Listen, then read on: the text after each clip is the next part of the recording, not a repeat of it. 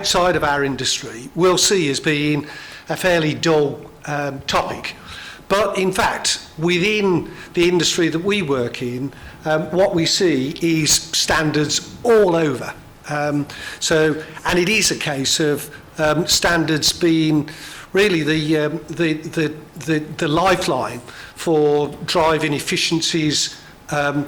It's a lifeline as well for driving the business model, which is outsourcing. The notion of outsourcing was very much about the notion that one could provide a service to many, and out of that we could try and achieve efficiencies. So let's see if we can go through a few thoughts. God, that looks pretty impressive, doesn't it? Yeah. Oh, I don't know how I did that, but so what David and I are going to do is to bounce between these two slides, so you just get you don't just get my dulcet tones. So we are living in this increasingly standardised world, for sure, that we now have to just look at any particular service that you're going to be providing, and you will see that there will be some standards that will underpin it. So Agile and ITIL, Prince 2, project management standards. We also have lots of contracting standards. The GSA provides a number of standards. Other similar organisations will also be providing these standards. So what we seem to be seeing is that there is a direction of travel which is going from many, many years ago, not a great deal of standardisation at all. There's lots of customisation, essentially, tailored services, to ones where we see standards being brought to bear. The question is, what's the value of that standardisation? Yeah, thank you, Chris. And there's some examples given here, 1 to 4. Obviously, efficiency and predictability are key.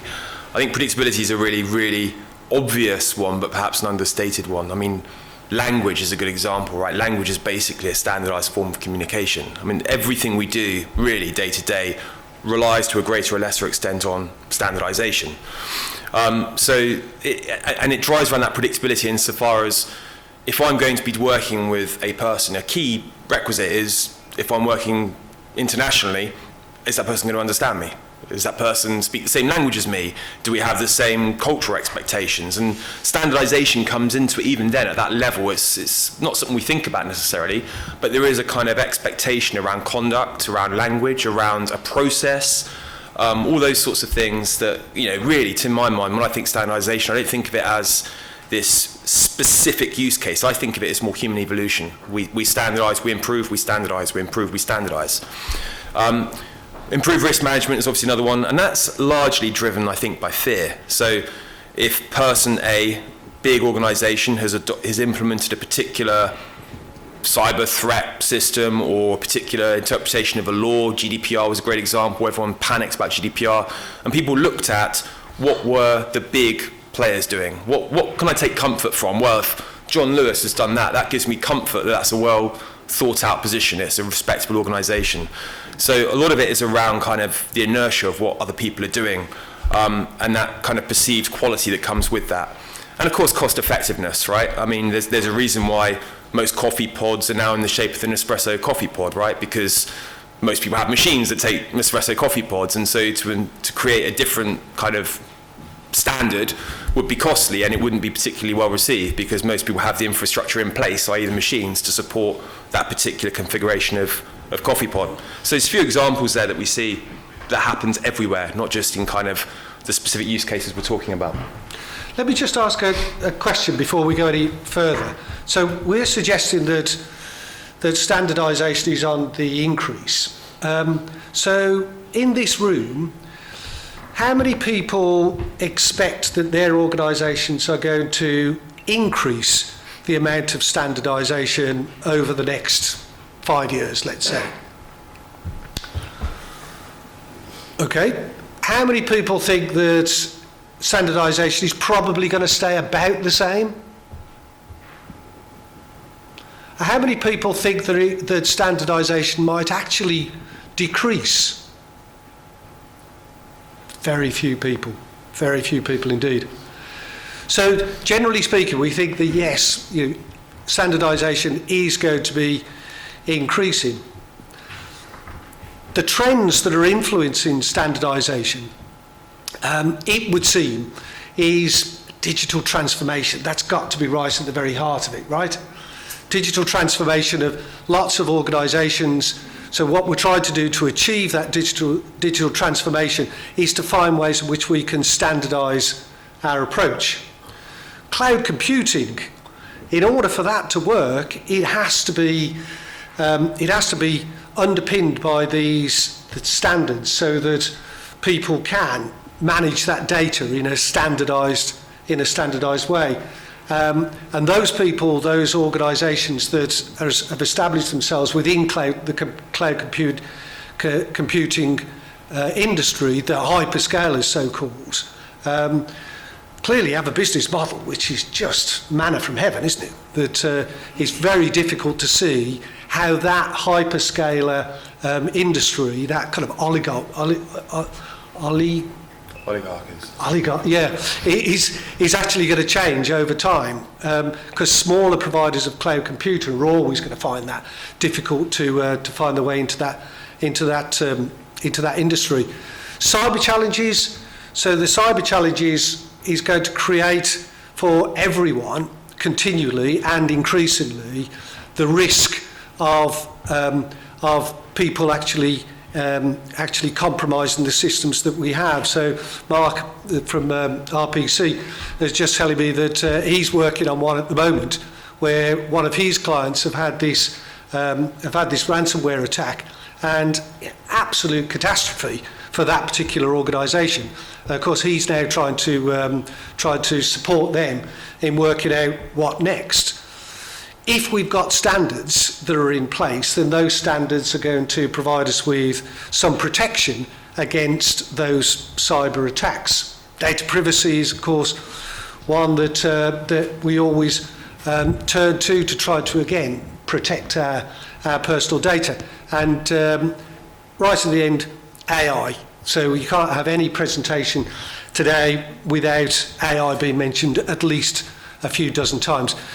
Nick Daly is going to talk to us a lot more about AI and about how we see that standardisation will be driven by the tool that we have of AI.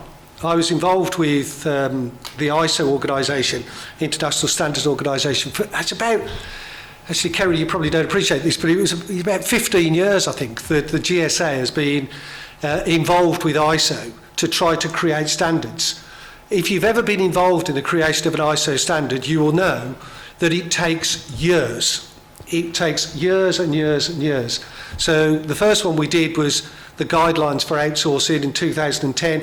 I think that took about 4 years, because you've got to get everybody in the world to agree on a standard. AI is likely to be able to accelerate that process. And it's going to be able to accelerate that process and mean that we can get to a standard so much more quickly. Yeah, thank you. And some of the primary drivers, I think we touched upon some of these. So interoperability, I mentioned an espresso pod example, probably a more apt example. I think that's a good illustrative one because we can see it as tangible, but a more apt one probably for this room is things like systems integration, having a particular piece of software that interrelates with, through an API, another piece of software. If there aren't standards and expectations around how things are coded, that interoperability is obviously hugely challenged. Cyber threats as well, Chris just touched upon there. We've got a really good real-world example of that going on right now, as Chris alluded to. And regulations as well. I mentioned GDPR, but also ones governing AI. There's European legislation being looked at now in terms of governing AI and its application. And competition, this is a funny one because this is almost self-contradicting in a way, because you think competition and standardization are almost kind of the opposite of each other. But I think an example that kind of brings that out to me is when you think about the high jump, right? And you think about the Fosbury flop. At the time when that was first attempted, people were sort of thinking, what is this person doing? Sort of approaching the bar backwards and doing a jump over it. But that desire to stand out, that innovation, is now parroted by every single high jumper in the world. So you have this kind of tense relationship between competition and standardization, where competition breeds innovation, and then the perceived best-in-class that emerges at that point in time is rapidly adopted by everyone. And then you have standardization, then you have another wave of innovation. So kind of, I see kind of our evolution as a series of sort of standards, and then an innovative leap, and then widespread adoption of that as the new standard. So the best-in-class gets disseminated quickly and adopted by everyone rapidly. Yeah, thank you. Let me ask, Bhaskar is from TCS, sort of sitting in the middle. We were just talking before we started about how important standardisation is to the supplier industry. So, Bhaskar, do you want to make a comment about the value of standardisation to the supplier side? All the things that I mentioned, from interoperability, making things more efficient, making things predictable, those are definitely the good things about standardization, right? But how do we ensure that happens? That's the topic that we were discussing, Chris, earlier, that it happens. And from a supplier side, because, and I'm talking TCS perspective here, we operate out of multiple countries, multiple regulations, etc. So someone is out there in some department sitting there, okay, this is the standards that I've created for the company, and this is how I'm going to operate. So similarly, there will be other companies, service providers like ourselves. Hence, and that's what makes the standardization for service providers to come together and to align becomes difficult. But if it comes from the buyer side community, buyers coming together saying that now these are the standard set of guidelines that I'm going to use. So as a service provider, either say in this case, working out of UK, I do know that these are the standard set of guidelines that I have to comply with, then it becomes an easier game for us to also work with. Yeah. So that was the thought I was discussing with you, Chris, earlier. Yeah, for sure. Thank you for that. It's my view is that I think the supplier community, I'm not sure that they've ever really kind of banded together effectively over the years. Part of the reason is because we are competition. Yeah, exactly. And that's one of the challenges. So it was really, Terry, what you were saying. You know, you've got this competition in the room. So the extent to which you can actually get everybody to agree, and I think this is about recognising which is the bit that actually is never going to be a competitive advantage to any organisation. So let's agree that that's going to be just a standard. And it's then the challenge of trying to find out what else are you offering over and above the standard service. Gary, what would that sound like to you if organisations were able to actually achieve that? Yeah, I think that's absolutely right, Chris. When we talk about competitive, buyers are quite competitive as well. Certainly in some industries, particularly in retail, actually. Yeah. It's a very competitive industry. Yeah, who knew? Exactly. But I think, you know, the baseline of what's pre-competitive, what's the non-competitive standard that you can put in place. Things like around ESG, you know, the things we were talking about earlier. If we can get some standards in place there, then it makes it quicker, cheaper, more efficient, and also everyone's more compliant and able to be more compliant. Yeah. And then you can really push on with the competitive side of things. But get that minimum standard of what good looks like. Yeah. So of course the challenge is actually how we get there. We have got lots of standards, so we know that this can be done. It is about trying to keep that trend going.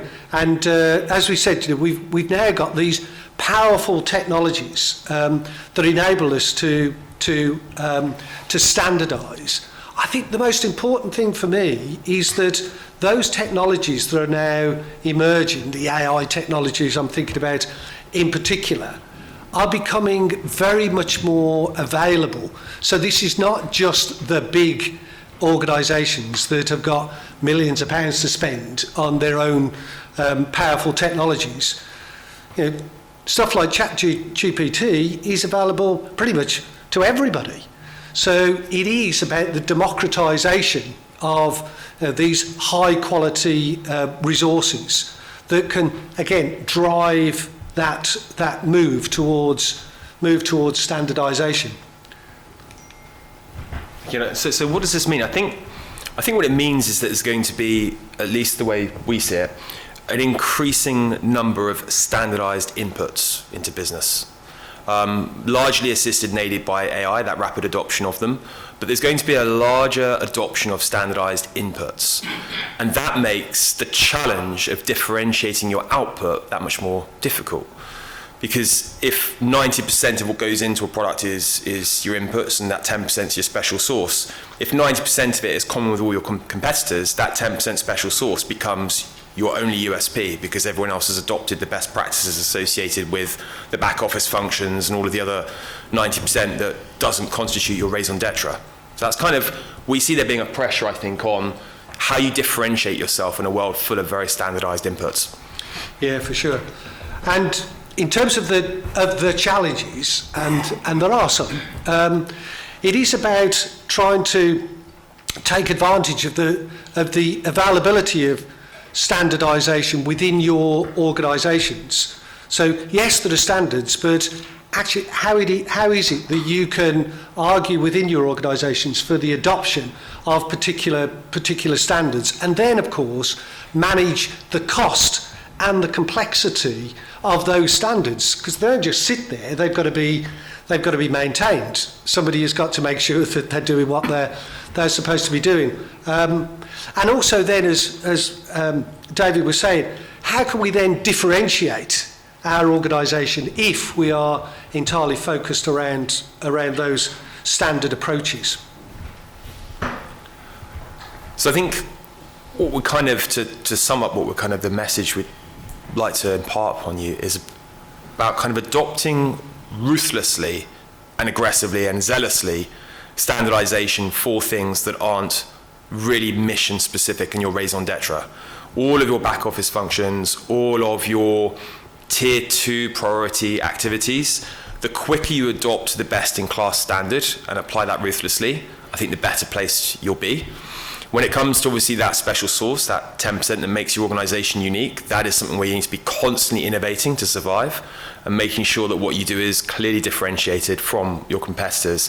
But it is a balancing act, right? Where the tier 1 becomes the tier 2 and things like that. I mean, many people would think HR outsourcing is a perfectly fine thing to do, but other organizations would say, hang on a minute, people is our lifeblood. That's absolutely the thing we wouldn't want to outsource. So there's always going to be debate around the degree to which you adopt a standardized approach. And I think a good measure is if I'd outsource it, then it probably could be standardized, because by definition, your decision to outsource something means that you are surrendering control over it and you would like the best of class to be applied to it. So that's probably a good lens, I think, to apply to, is this something I can standardize, yes or no?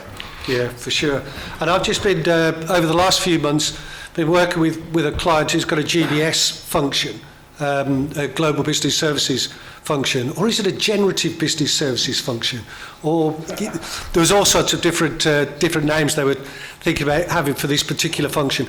But the big challenge that they were wrestling with was how you get that balance within your organisation between those services that you see as being something that is very much a commodity part of your business, and those ones which you feel needs to be driving your differentiation within the business. They're a global business, so they're very much concerned about how can I get the benefits of centralisation that drives cost efficiencies, but how can I ensure that we don't lose the local advantages that we've got in the operations they've got in Taiwan, in the operations they've got in Malaysia, in the operations they've got in France. So it is a real challenge for those organisations to try to ensure that we get that successful balance.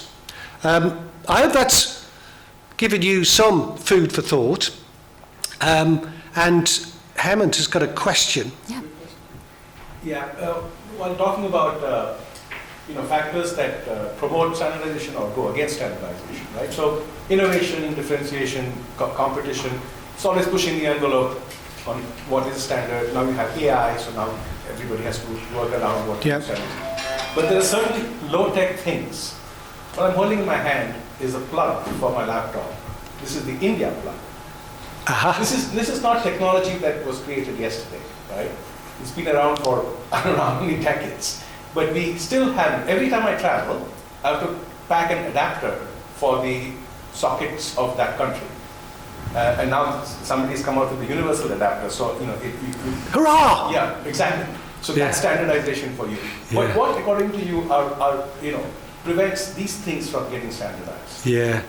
Any clues? There's no innovation here. There's no AI. There's no competition. There's no. I mean, why should countries still have different standards for their? I mean, can't electrical engineers across the world get together and say, let's just have one kind of plug-in? Why can't we all drive on the same side of the road? Yeah. Yeah. Also that. Yeah. I mean, I think that's it, is that we live in a world which has got 7 billion people, and there's lots and lots of vested interests, and some of the simple things that just get in the way. So it could be just competition between organisations. That's sometimes the case.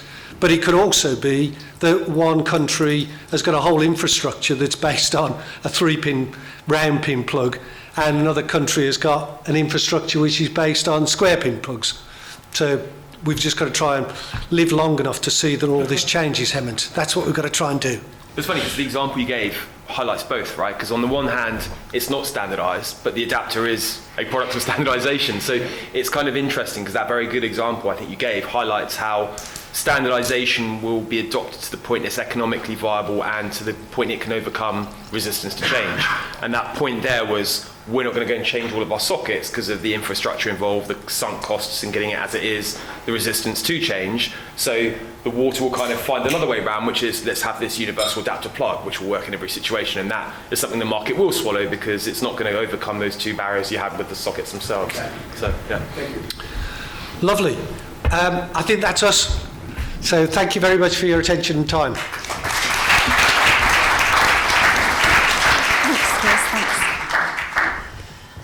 I don't know how you managed to do that, David. You didn't mention GSA standard terms or clausifiers, so I'm going to give the plug for you very quickly. So we